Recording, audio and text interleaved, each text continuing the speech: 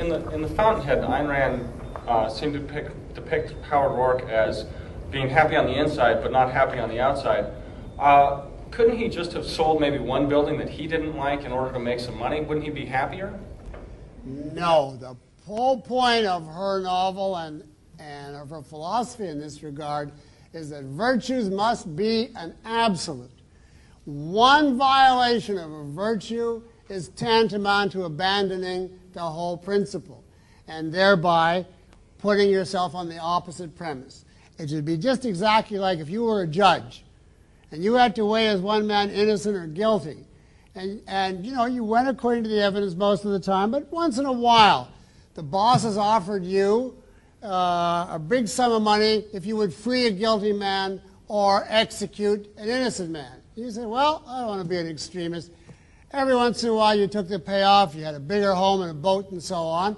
You didn't do it all the time or even dominantly. You are a thoroughly corrupt, rotten judge and person.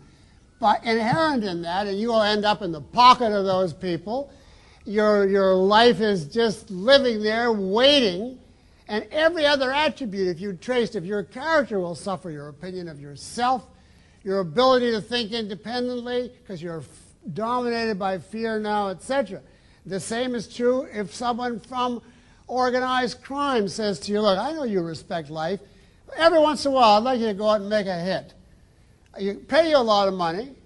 After all, there are no absolutes. You say, well, look, you want me to become a killer. And they said, not all the time, just now and then. Now, that's exactly the same thing as compromising your, in the case of Rourke. So we do not believe in compromise, unless it's within a moral principle. For instance, let's say I agree I'm going to talk for 45 minutes.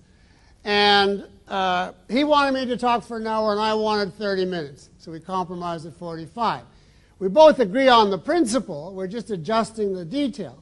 But if he said, I want you to talk on Buddhism, defend it, and I said, no, objectivism, and the compromise was, I'll come out half for Buddhism and half for objectivism.